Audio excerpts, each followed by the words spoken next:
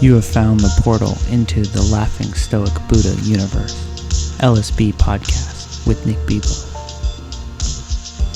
You could leave life right now. Let that determine what you do and say and think. Acquire and arrive at is based on having never left. Yeah, just chilled out because. Jamil, welcome to Laughing Stoic Buddha podcast. What's up, man? What's going on, dude? This is a very exciting time for me because you are one of my favorite Twitter X writers and creators, and we happen to be in the same cohort, be colleagues that are both sort of early on in this journey. And I gotta say, my first couple of months here on X are a whole hell of a lot brighter, and I feel a whole hell of a lot more included because I found your stuff. So happy to have you here today, man. Appreciate you, man. The same goes for you, obviously. I told you that before, but of course, man, of course. So a couple of things. We relate a lot. So this is part of the reason that I mess with your content so much. On writing every single day, on reading. You're a more prolific reader than myself. I do have a full-time job and kids, but I try to get in whenever I can. So we're definitely going to talk about your reading habit, your writing habit. And then also, you may be the only other guy I've had on here that walks a good amount too. So let's start with that. What's your daily walking system and routine like? yeah. So in the morning usually. So just overall in the day, I usually try to get like anywhere from like 12 to 15K. Nothing too crazy, but the way I break it up usually is like in the morning, I'll go walk to the post office. I usually have something to ship out always. Then the way I try to do it is after every meal, I've gotten into the habit of walking for like 20, 30 minutes. And then usually every day or every other day, there's like a call for Growth Ghost, a Twitter Spaces join in, and those are like more an hour more. And those are a good time for me to just go out and walk for an hour plus and just talk and walk and listen. Yeah, man. Yeah. Yeah, I love it, dude. As you know, and I'm known in the cohort as the guy that walks a bunch, but it sounds like you're walking almost as much. There's something so cool, and I've heard people talk about this. Dan Coe has talked about it a lot on his newsletter, that when you're on a walk, you're like just preoccupied enough. Like it's in the same realm as shower thoughts, right? You're in the shower and you're doing something. You're showering, you're cleaning your hair, whatever. And then like there's just enough space for the unconscious mind opens up and cool ideas just start flowing in. And it's something like if you sit down on your couch and you try to do the same thing, you're not preoccupied enough that I don't know. For me, I think way more constructively and not as creatively. And a long walk for absorbing content, like we're on a call, a master class, listening to an audiobook, listening to a quality podcast. But then also I'm a big advocate of silent walks. And it sounds like you're doing some of those too, walking to the post office every day. And I find that that's when the coolest ideas come in. I call it like downloads. Like I'm just there, I'm just open, and my brain's getting in the habit of like, oh, we're walking, cool. Start giving them the good shit. Start sending in the downloads for the good ideas and stuff. So I would say 75% of my ideas for what I'm going to write about come during long walks. Have you found a similar experience? Yeah, definitely. I'd say a majority of mine. I couldn't tell you the percentage, but yeah, it's usually me like meditating on like things that I'm reading, and just my brain processing them. It to me, like it'll be like the silent ones, like you said, typically. And I'll always like have to like pull out the I used to hate listening to my voice, but like now the voice memos are so cool and you get used to it. Listening to your own voice, and plus nobody else has to hear it, like if you don't want. Yeah. But yeah, and it's funny because like one weird thing I've noticed is like for me, I don't know if you've kind of noticed, there's like a an ideal like walking speed for me that like my brain is like working hard, but like at the same time like not overwhelmed. Like if I go too fast, like I literally can't think. And if I'm too slow, it's kind of just like it doesn't feel like I'm doing anything. So there's like there's a sweet spot almost for me. It's weird, but Dude, it's so cool you say that because you're the first person I've ever talked to about this, and I have had the exact same experience. And I'm like, I'll know based on the quality of my thinking, of my meditating, I'll know if I need to speed up or I need to slow down, kind of my gait. And yeah. it's one of those like it's like almost like a mini flow state, right? So you got to challenge yourself, you got to push enough, but if you overstrain, then you're so focused on the fact that you're walking so fast that the ideas aren't able to flow. If you go too easy, then you're too close to the sitting on the couch side of things. So you got to Yeah, strike exactly. That's a good way to put it. you got to strike that balance with your speed and where you're walking. I live in a big city, so there's negotiating cars and people, and I'm in downtown Oakland, so some homeless people and they're talking to themselves, schizophrenics and stuff. So it's always like this sort of balance of finding that perfect speed, in every sense of the word, to catch that flow. And that's so cool to hear that, dude, because that's like only been a thought of mine. I've never talked with anybody about it, so that's Yeah, really no, cool. same. It's funny. I have to mention this because you've had Duncan on, and I've been like rewatching it, Midnight Right on. Gospel. Oh, my And favorite show of all the time. so Yes. it's funny because like that is, and it's a very like the way they did that with like all the moving parts, but they have the conversation. Like that's almost like how it feels in my brain. Like when like it is so cool. Like there's like a million things going on, but they're just chilling, walking through, and like Yes.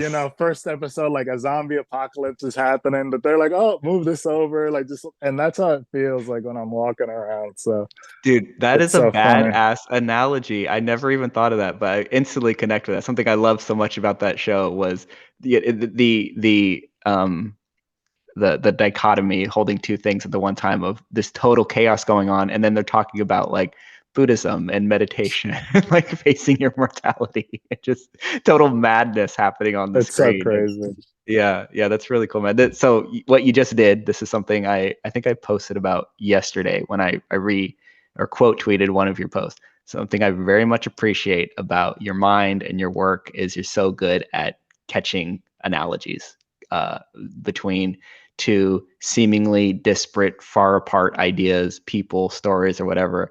And I've mentioned this to you before, but it reminds me of Robert Greene, of Ryan Holiday, of a lot of other writers that they're both obviously very prolific readers, like Yeah. insanely prolific readers, and they read a lot of biographies, autobiographies, historical stuff, and they catch the themes and the through lines through so many of different people throughout history. And I've told you this before, but I look at your work as like you are a young, developing Robert Greene, Ryan Holiday, and obviously in your own, unique voice that you're bringing to it.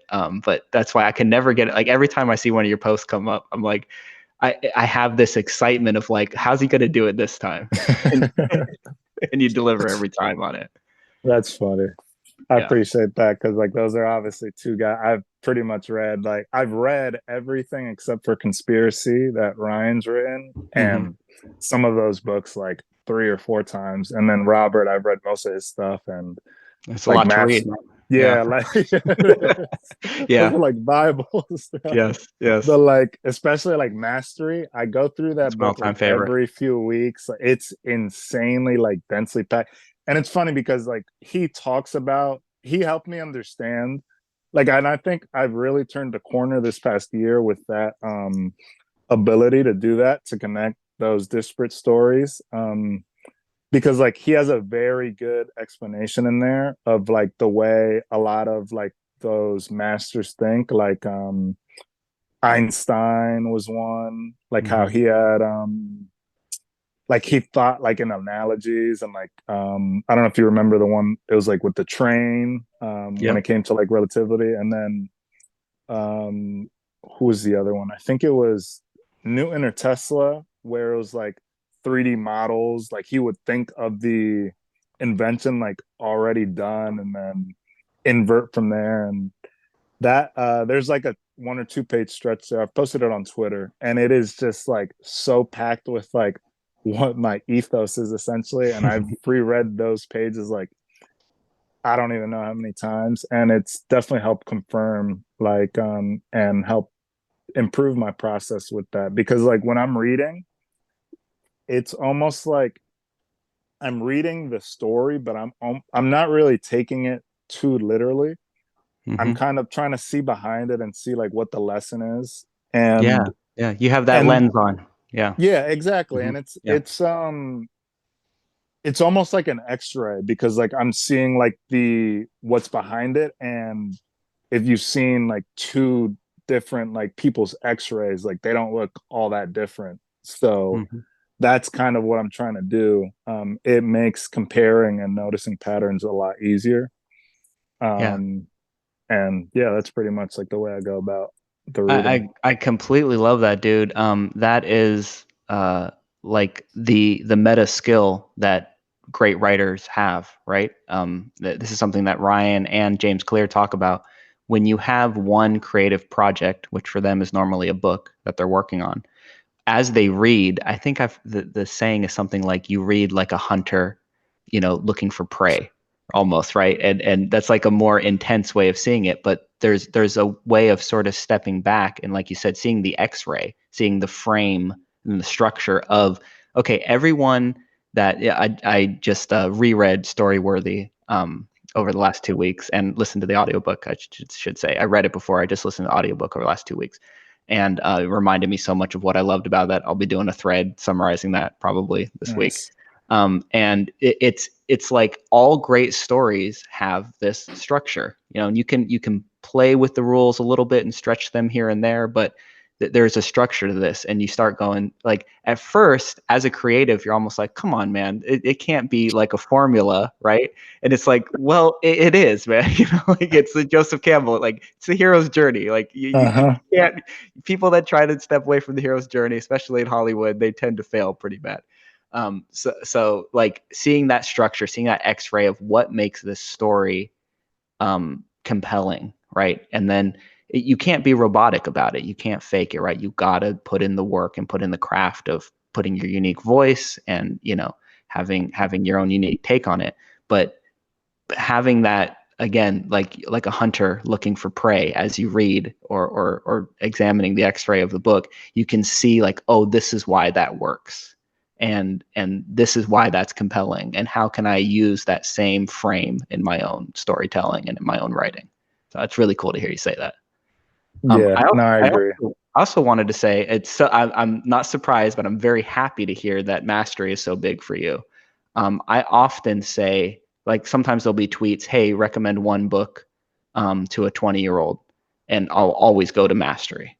Mm. Um, I actually have the same idea for a 30-year-old, because I first read it when I was 30, and if I had to point to one book that inspired me to become a writer, it was that, because it made me start thinking in decades, right? And that's something he does so well in that book, is like, you got to, we all have a calling. I love that's the way that he started the book with. We all have this calling, and unfortunately, some of us never even really know or define what it is.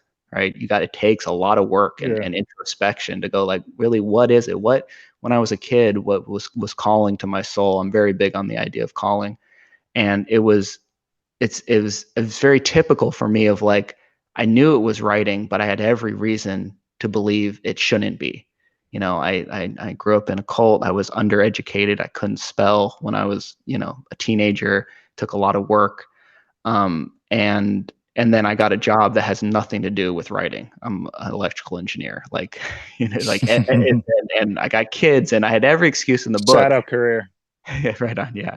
And every excuse in the book. And I just was like, it stuck with me for decades. And finally, I was like, okay, you're either going to live your entire life never having recognized and worked on your calling, or you're going to do something about it. And the whole idea of it's too late, and that Robert Greene's own story himself, he didn't publish his first book till his late 30s, right? Yeah. And Crazy. Bukowski is another big one for me. Toni Morrison are all these examples of people that later in life, second half of life, became professional writers and are some of the most treasured authors in all of history. So it's very cool to hear that you both read Mastery and reread it and revisit it a lot. I'll plug real quick. I'll send it to you. On my newsletter, I actually did a 7 or 8 week straight breakdown of Mastery.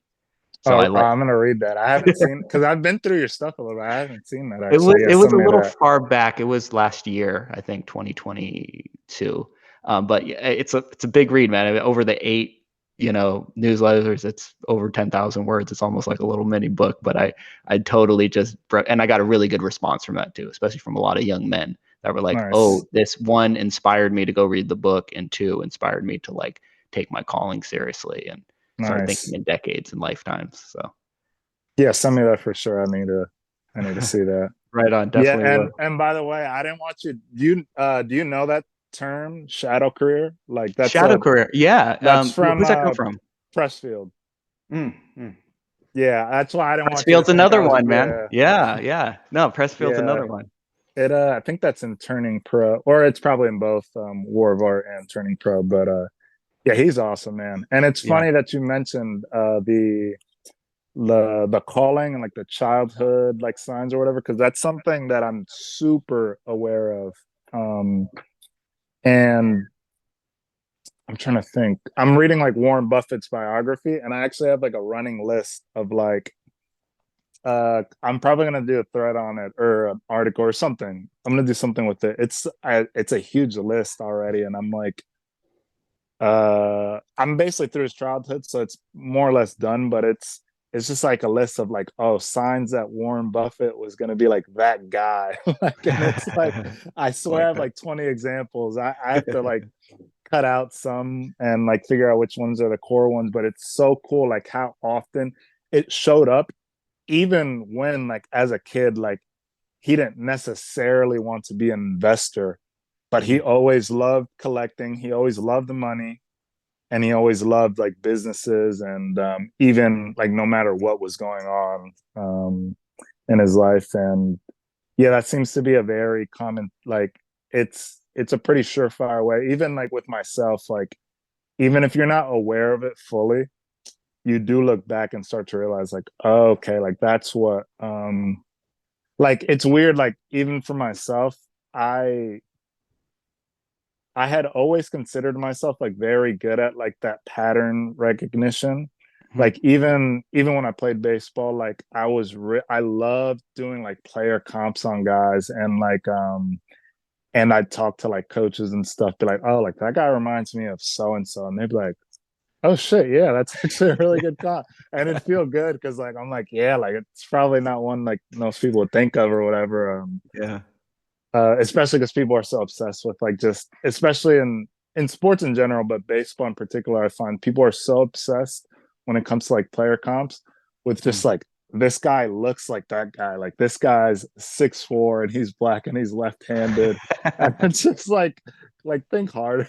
yeah, look a little below the surface, man. Look at the X-ray. Yeah. Or it's like movie castings, like too. Like it's like, oh, like everybody wants to cast like I don't know, like any bald-headed white dude as Lex Luthor. Exactly. It's just like, come on, man. Like, so yeah, it's I looking back like at stuff like that, it's like so obvious that like I would be good at that because I've been doing it forever, but I didn't think of it as the same skill or even recognize that as a skill at all. Exactly. Yeah. It's that's so cool, man, because that's part of the calling side of things. Is it's what is natural to you, right? What is something that you can do easily, that is work for other people? What's something that's play for you, that's that's work for other people? And it's so hard to find, dude. You got to dig in. You got to put in the work, do the introspection. It's really cool to find that.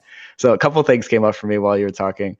One, this isn't a comedy podcast, but I'm a very easily entertained. I laugh very easily. I talk about this on this podcast a lot. So there's normally at least one moment where there's some laughing going on. So I got to bring up my most embarrassing moment on Twitter was with you. And I think you know what I'm going to talk about. Yeah, I Dude, do.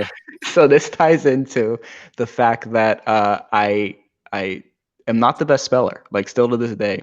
I'm working on. I feel like I'm getting better. I've actually got a little bit of feedback from people like, "Hey Nick, you're doing a lot less misspelled words." And I got Grammarly, but even Grammarly doesn't catch them all. So so we had been vibing. I don't think we had a phone conversation yet. We'd been vibing on Twitter, messaging back and forward and commenting. And you wrote something that was really wise, really like the best thing I'd come across the whole day. And I read it. I don't remember exactly what it was. I just remember being hit with like, man, this dude is on it. And I commented what I thought I commented was, this is the wisest thing I've read on Twitter today. So what I actually commented was, this is the whitest thing I've read on Twitter today. I just sent it, just went back to work, and then I see a response from you saying, "I hope you mean wise," an emoji, and I was like, "I did. Let me check," and then I go and read it. The whitest thing I've read today. And dude, I freaking like, I don't get embarrassed easily, man. I work on a construction site with guys. We tease each other. I was like instantly flushed. I was like, oh man, you fucked up. You lost this relationship with this cool ass dude. And then I think I hit you back right away with like, hey man, I'm glad like we already vibe with each other because I could see you blocking me real quick with that one. Oh my God. Yeah. That was funny. I appreciate you. Give me the benefit of the doubt there, bro. Yeah, no, I try to give everybody the benefit of that. I just read it for a second, like, what does he really mean? I'm like, oh, okay. I think it speaks to I your hope. talent. Yeah. No, exactly.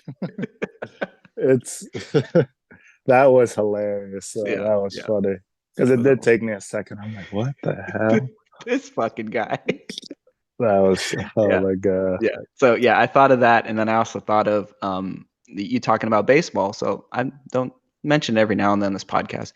Baseball was my other first love. Yeah, you've told me that. Yeah. I started when I was like 6. And I grew up here in Oakland. I've been to hundreds of Oakland A's games. That was like my second home.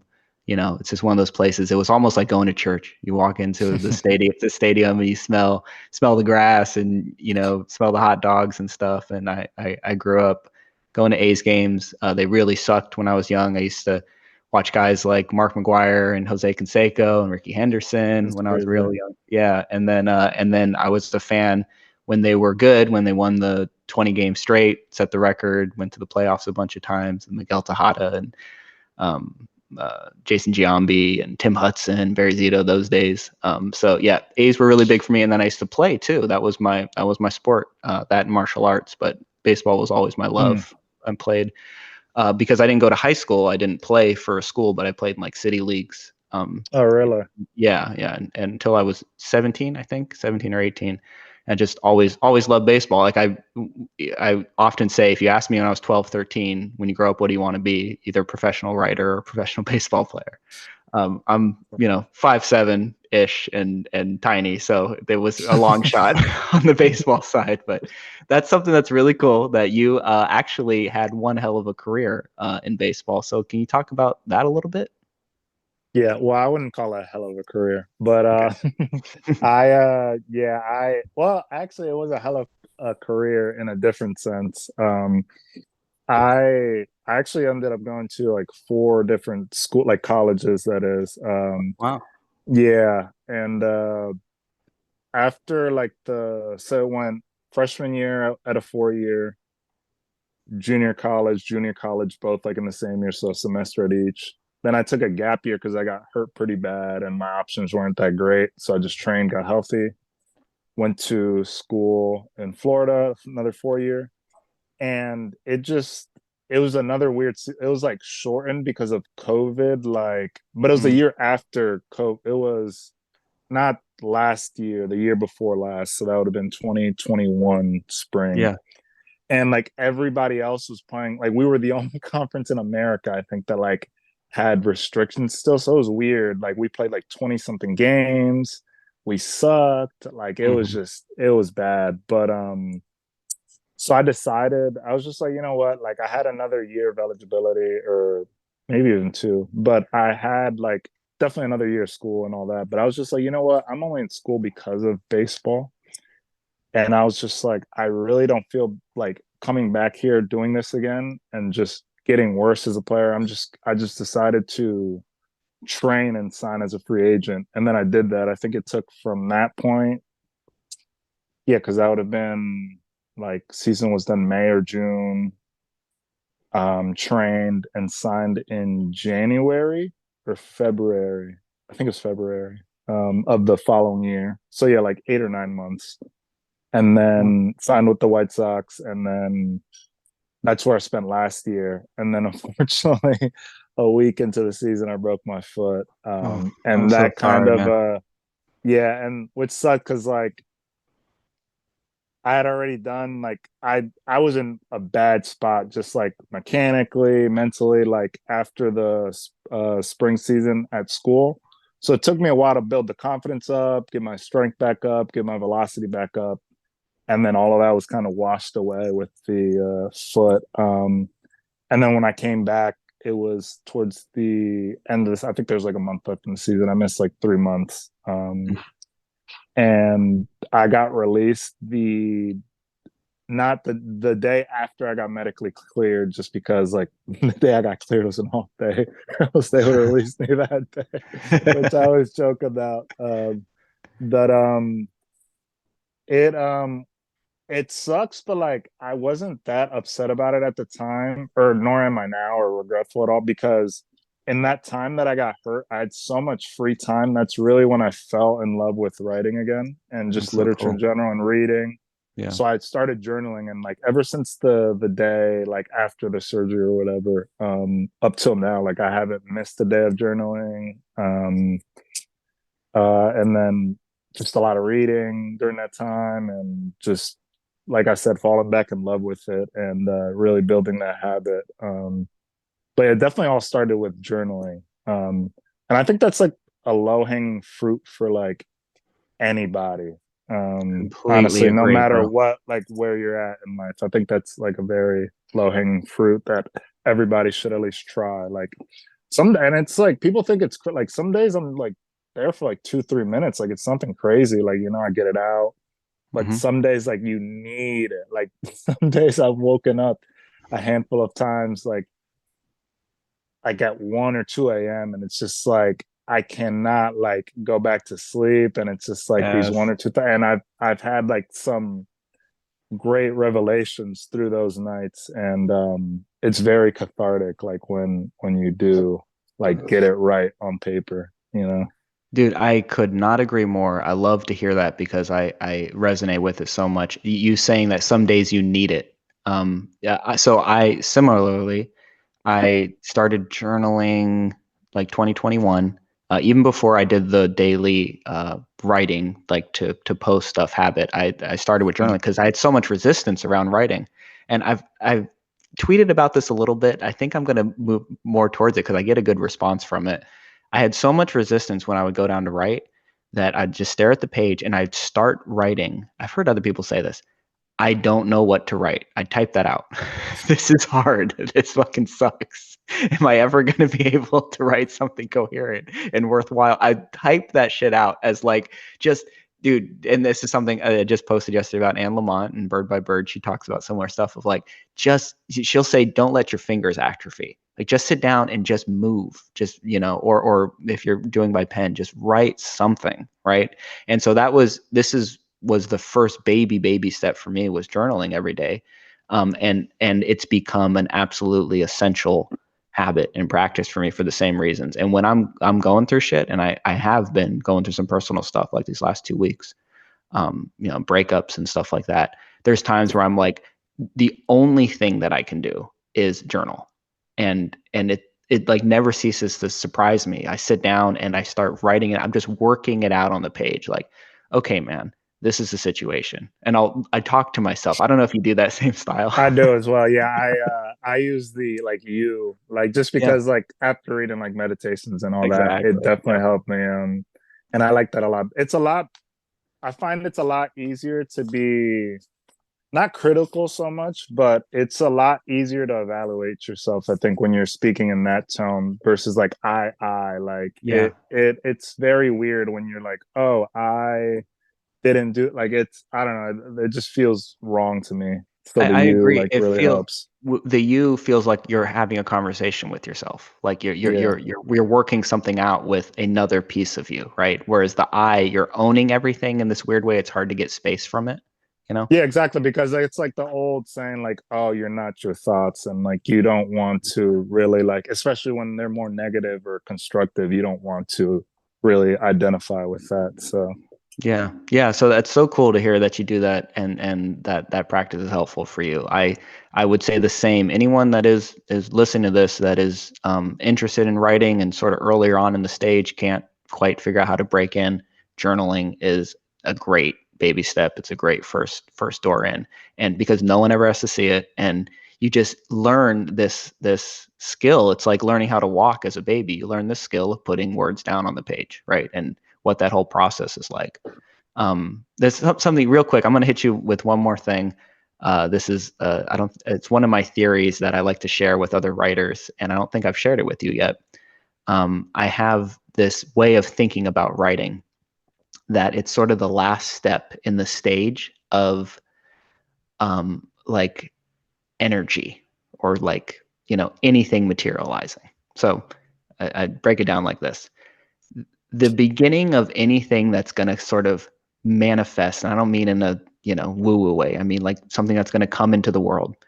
The beginning is sort of this ethereal blob of nothingness. mhm. It's you can't grab onto it, right? And then from there, I think the next step is like a feeling or a sense. So that could be like an emotion. So sometimes we feel an emotion or we get this sort of intuitive hit, but we can't quite, you know, even think about it yet. It's just sort of a feeling, right? And then from the feeling, I feel like the next transition is a thought. So sometimes you have this feeling, maybe it's physiological, maybe it's whatever, and then sort of the next lower vibration, the next step down is like it manifests as a thought. And thoughts are really interesting things because sometimes they come as language, sometimes they come as imagery, right? Or, like something you're imagining, but it's still ethereal, but it's less ethereal, we'll say, than the feeling. And then there's this huge leap that is from thought to spoken word. And this is an example I give all the time. I work with construction guys, and they'll say to me, "Man, I know how to do this, but I don't know how to explain it." And I'm like, "I know, man," and because that's a big leap. It's a big difference to know something or feel like you know something, and then be able to put it into words. That's a huge skill set, and that takes time and practice. So that's a huge leap, is from the mind right out the mouth. And I think the final step in that process is from being able to talk about something well to being able to write about something well.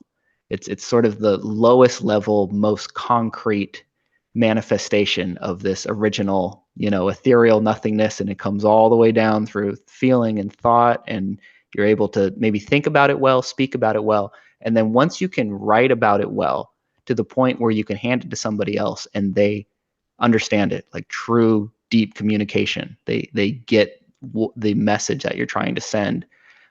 That's one of the hardest things to do in the realm of communication, but it's also one of the most helpful ways. Like if you can put something down on the page and hand it to somebody, that is sort of the most concrete thing. And that ties into, as my story of wanting to write to my daughters. I feel like handing them something that I spent the time to craft a message, right, is something that's so much more valuable than, it's obviously valuable day to day to spend time with them, to talk with them, to Yeah. listen to them. But if I want to give a message to them, I feel like the most concrete, clear, meaningful message is something that's written down on the page. So I just want to run that by you in real time and see if you had any thoughts on it. Yeah, two things come to mind with that. I agree. It's funny you say that because it's something I think about a lot because Ryan Holiday, he has an article and he talks about this idea a good bit um of like lagging indicators, how like your work or your success is a lagging indicator of your work and the work you put Yes. in, all that. So but there's one specific article. I'll have to pull it up and send it to you. You may have read it before, but it's basically him explaining how like one day he could not write, and it's because he hadn't done the work necessary, so he had to go back, and he like kind of walks you through his process, and it's like there. It's I thought of it right away when you were explaining your theory because it's very similar, Mm-hmm. except his is a bit more writing specific Mm-hmm. to where it's like it starts out as like a thought and then he progresses it to like conversation with a friend Mm-hmm. and then a sentence or a phrase on an index card and then like a paragraph and then Yeah. like a full article That's so Ryan. I love and it. then he's like there's like a endless amount of the first one, you know, millions of the next one, like thousands of that one, Yeah. hundreds of that one. And then once you get to like the article, he's got like hundreds of articles, but then like some of those are so powerful and share like the same themes that they become like book Mm-hmm. topics and stuff like that. So it's like, it's just kind of weeding out like and it's like it's exactly what you were saying, so I definitely agree with that. And it's and I'm definitely partial to writing too, like as that final step, because you have to commit to like a specific way of saying it to Yeah. where you can give the same speech and like the words, like you won't ever use the exact same words word for word in two separate speeches, even if it's the same speech. Mm-hmm. Versus like you write an article, like it is what it is, like you have to commit to every single word, the order, all of that. And it reminds me of, I did a little research about it for one of my threads one time, but it's about the Declaration of Independence. And it was something I just kind of noticed how Thomas Jefferson, I think it was Jefferson. I don't know. I don't. I slept during history class, so I'm still catching up. I've got to One of read a those lot of guys. history books to. Names don't matter. Yeah. So I think Adams was the one who wrote the draft, but Mhm. could be wrong. But whoever wrote the draft, they were both, and the one who one of the head. I don't know. I think it was Jefferson. Let's just say Jefferson. If I'm wrong, I'll just get killed on I don't know, bro. Hey, Twitter. blow us both up because I don't know either. Yeah. So let's say it was Jefferson and Adams. History major could correct me, but um, instead of like they were friends, like they were very good friends, and instead of them just talking about it, Adams gave him a like written, typed out copy, and you can actually look it up. I've posted it on Twitter before. It's like Jefferson's revised draft, and it's like just him like going crazy on there, crossing stuff out, writing objections, saying agreed, yeah, but this, that, and it's like a lot of notes. And I found it like very profound that like they were really good friends and they could have just had a conversation about it. Just Yeah. like, okay, yeah, here. But like, no, he's like, I'm going to write out exactly what it is that like each provision, and then I'm going to hand it to you. And you're going to tell me exactly what it is that you Yes. don't like or you have objections to, why this should be different. And I feel like that is like the highest form of communication. That's beautiful, man. I totally love that and completely agree. It makes me think. I'm curious to hear if you've had similar experience. I've talked with other people that write and that journal, and one of the surprising benefits for me has been that it makes my relationships better, and particularly in this one way. Before I was writing every day, I'm lucky enough to have good quality friends, mostly male friends that I work together with. And like when I was going through my divorce, I wasn't writing. And so I would call like these like 3, 4 guys and just unload on them for like an hour at a time. Just like this is going on, that's going on, blah, blah, blah, blah, blah, right? And then try to also like not be an asshole and sort of hold space for them too, because they're always going through shit too in their own lives. And I'm like very thankful for that, because I don't think I would have been able to make it through. It's like better than therapy to have. Yeah, I always talk about like my best friend. One of the reasons he's better than therapy is I never have to give context. Like there's so many shortcuts we can give because we've been talking to each other That's for so cool. long. I could just say these phrases that it's like we speak our own language. Nobody else will understand what the hell we're talking about, but we get it, right? We don't need to build the context. And something that I found when I started journaling every day and then started writing articles and then even crafting emails to them, not almost in the theme of what you were talking about with Adams and Jefferson, of like really crafting a message to them, taking the time to say, okay, this is something I want to communicate to you. This is something I need help with, something that I need your thoughts on. And actually like revising it and editing it as if I would a newsletter. It's made me such a better friend. It's made my relationship so much better because many fold. One, I can journal shit and just work it out, so I get so much of the garbage out of me, so I don't have to get it out during the Yeah. conversation. You know what I mean? And this is helpful with even love relationships too. Like if you have some sort of a thing going on with your significant other, like work it out on the page first, because it's I agree. you're gonna be able to catch like, oh, I'm being so petty here, or I'm being, whatever, I'm being needy, or I'm being this, I'm being that. You can catch it so much better on the page and go, wait a minute, what's the purpose of what I'm trying to communicate? Like, what's the goal here? And then you can kind of cut out all the fluff, and really get down to the core message in a cool way. So, yeah, you already said you agree, but have you found that writing and journaling has affected your personal relationships? 100%. And it even like I don't do like super long messages like with people close, but like even like text, like longer text messages, like it's the same thing. Yep, People don't realize, but that's writing. of course. And whether you're conscious of it or not. So yeah, I definitely think there's value to, like you said, like first, like with the journal, work all of that out and get the BS out, and then when it comes time to communicate with people, like with the written word, you don't inundate them with every little like unnecessary thing. Yes. And there's like a very like black or white record of like what you said.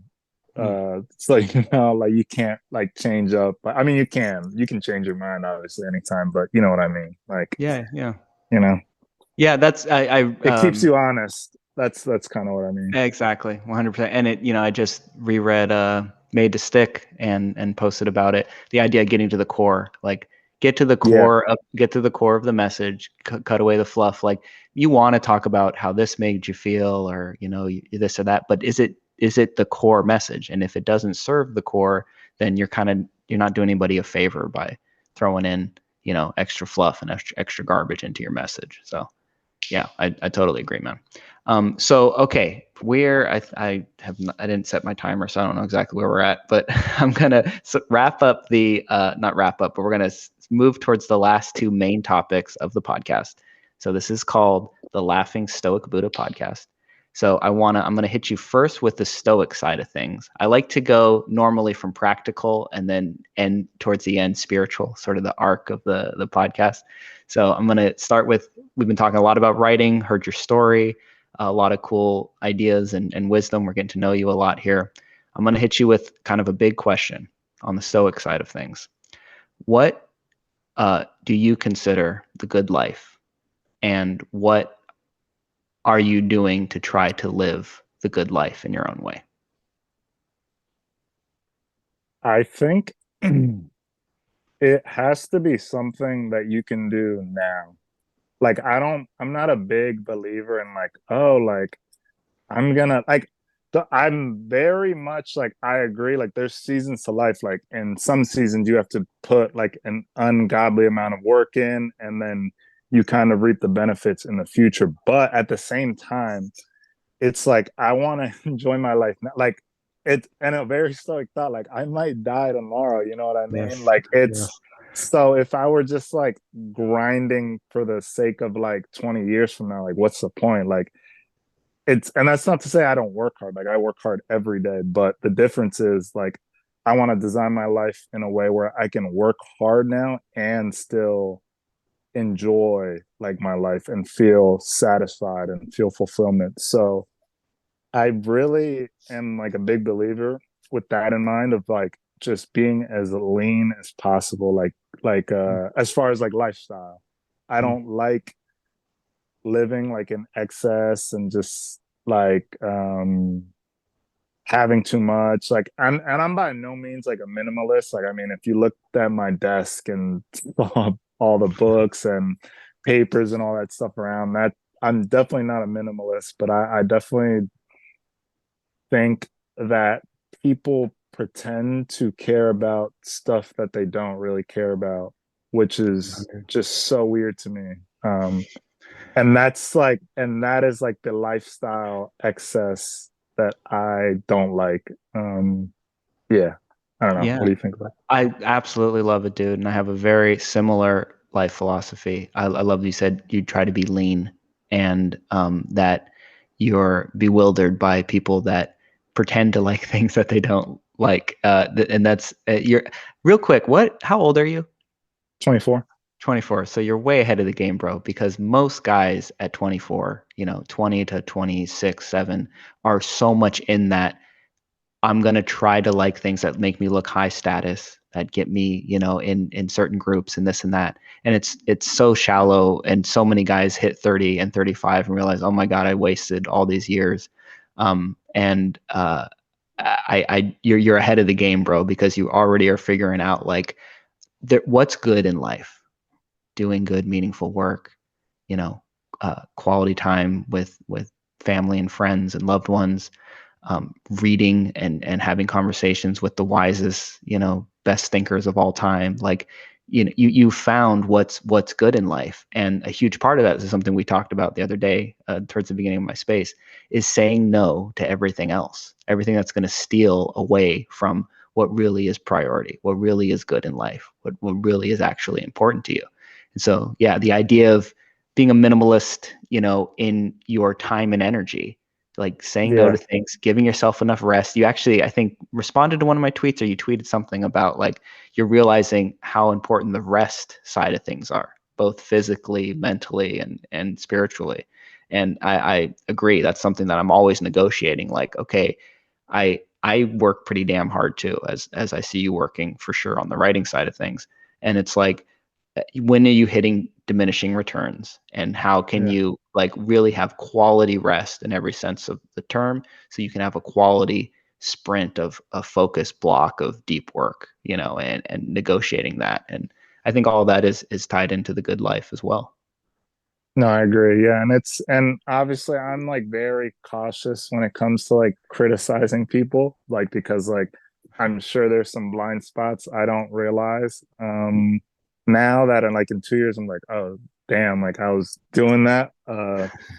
But at the same time, like I am confident like saying stuff like that just because I still do like think about that stuff every day. Like what am I opting into that I do not, that I think I need to opt into, that is really like optional?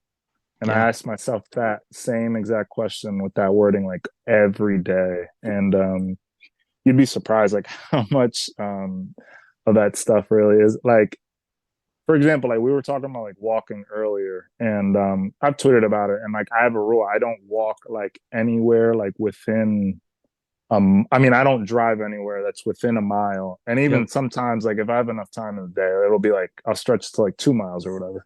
But it's like before, like I would just like that's just what you do. You get in the car and you drive over, and I go grab some groceries, like and and it's right there. Like I'll go fill up this jug of water, and And I'm like, why don't I just walk over there and then think to my like, oh well, it's kind of hard, that it's a 5 gallon jug that's like whatever. I'm just like, who said it can't be hard? Like, and Yes. then like I kind of had that conversation with myself, like, who said it can't be hard? Like, like a little friction's not gonna kill you, It's one thing if like my shoulder's blown out or something, but it's like, um, and that like is a very real train of thought that I had like a few months ago. So that's why I wanted to use that as an example. But just little things like that, I just try to, like I said, with being lean, just try to cut off all that excess, Yeah. and try to like people live their lives like it's like you're at a restaurant and it's like these pre-made meals, but it's really Mm. a la carte, Yes, like man. Yes. you can choose each piece. And I know there's like a big like divide societally, like when it comes to especially nuclear family and like marriage and all that. Like there's a big like argument and debate, but like at the end of the day, like I personally don't care what the consensus is. Like I'm gonna live and like arrange it like the way like I personally like thrive under. And how can I like blame people if they've done the work and thought about it, if they don't want to do it traditionally or untraditionally, or if they want to like whatever they choose to do, if you've thought through it, like power to more power to you. Cause like I just don't personally care like what Yeah. other people have to say about the way I do it. And I think you kind of buy that peace of mind through the extensive thought.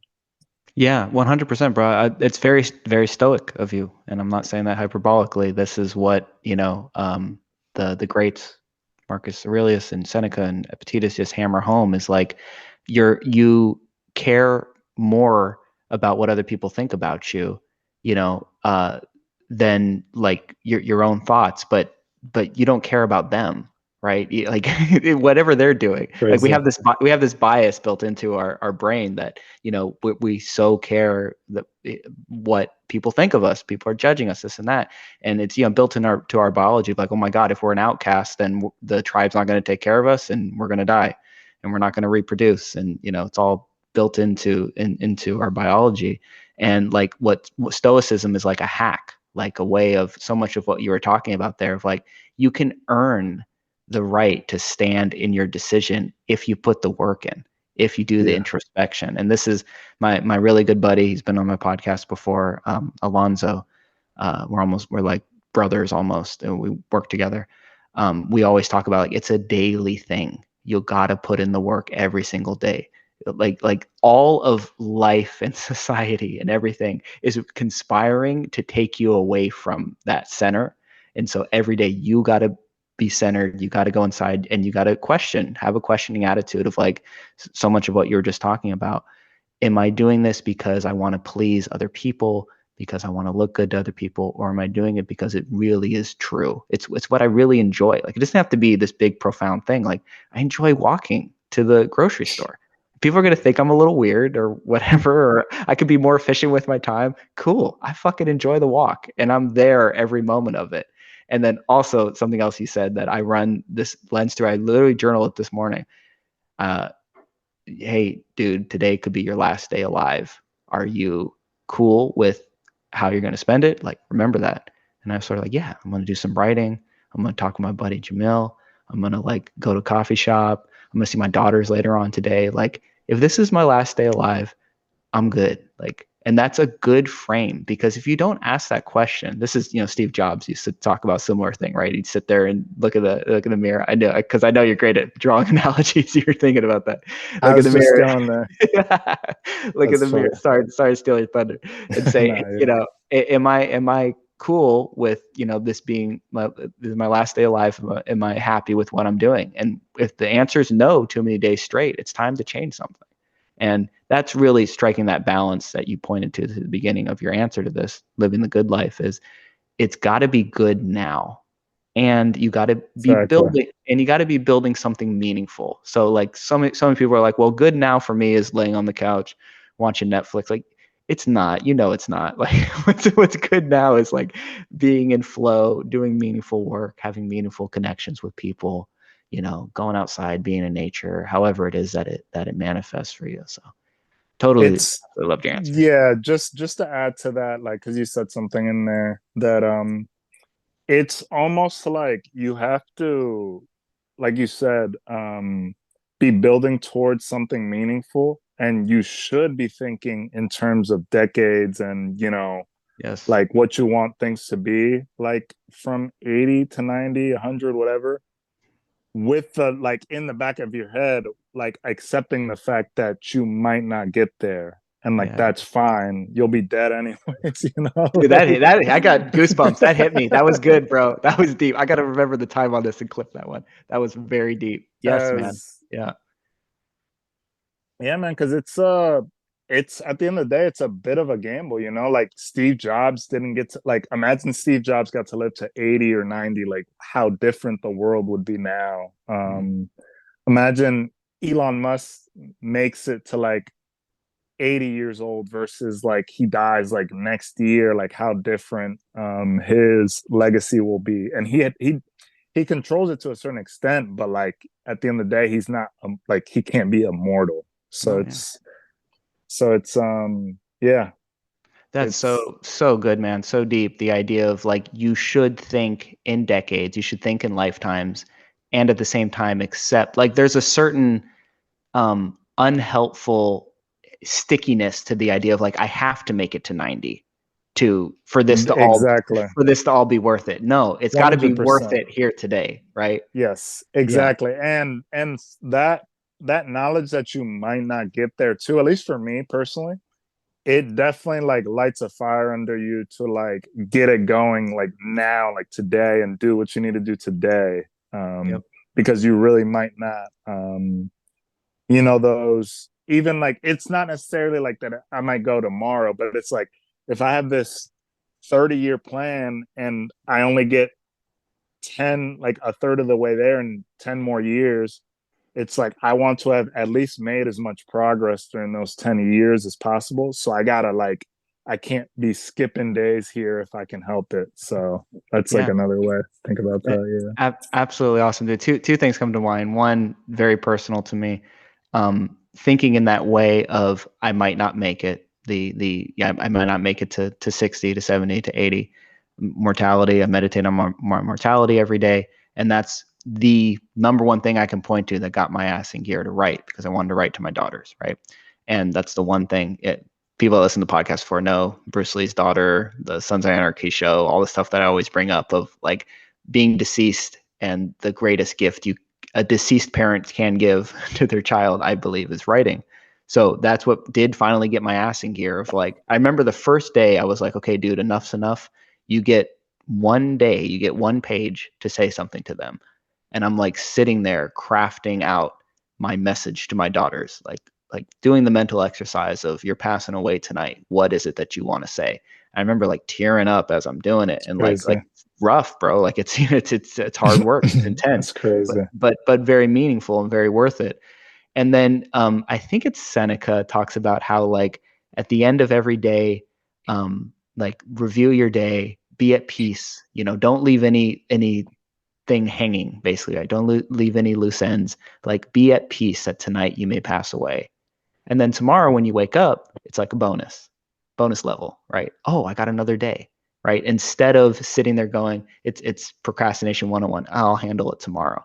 And that doesn't mean that like your to-do list is going to finish or whatever, but you have to strike that balance that you're pointing to, that Seneca's pointing to, of you have the lifelong goal, you have the decade-long goal, and you're at peace that you put in the work here today too. I think it's Epictetus said, lay hard to today's task, and you won't need to depend so much upon tomorrow's, right? So work hard on the task today, and like, yeah, it's going to still be there tomorrow. If you're a writer, you're still going to need to write tomorrow. If you're a parent, you're still going to need a parent tomorrow. If you're whatever, but if you can focus as well as you can, do your absolute best today, you can kind of like go to sleep at peace tonight, knowing that, okay, if I pass away, I gave it my best with the time that I had, right?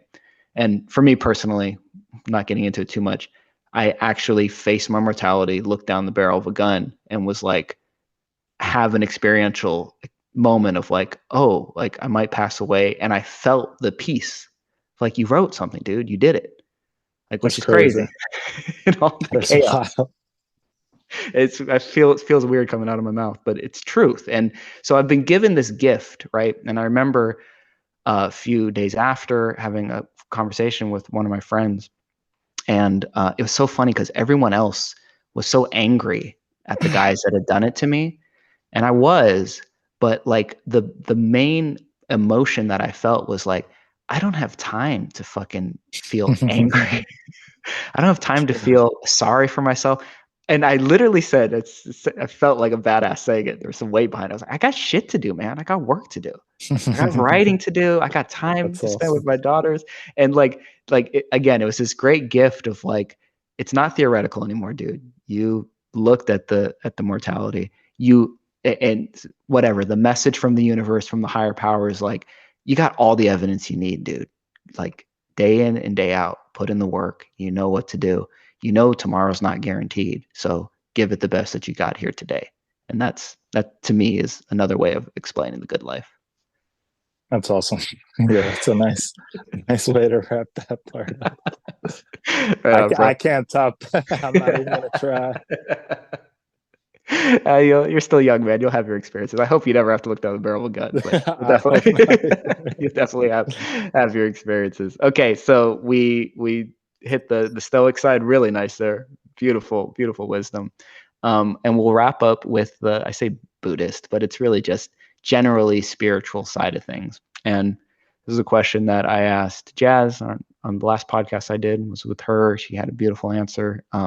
Dakota had a really cool answer on this too, actually. And this is really just a very general, you have a lot of creative license on this. I don't know what your religious background is, if any, spiritual background, but the way that I pose the question is this: what is going on? What is reality? It's funny because I've spent a lot of time thinking about this, and it'd be stupid if I said I knew what was going on.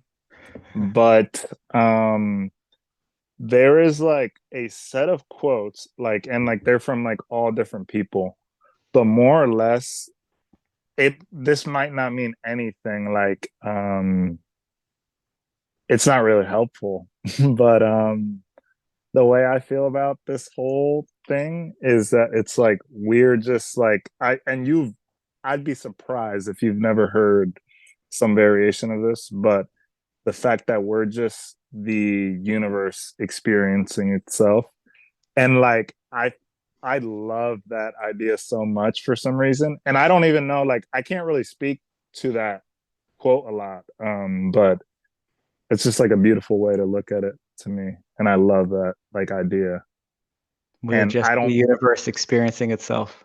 yeah, like I personally, I don't think that there's like much that needs to be added to that. Like, just because, like, I don't know, and at the end of the day, it's cool because like we assign like meaning to the things we want to. It's like goes back to like the stoic side of it.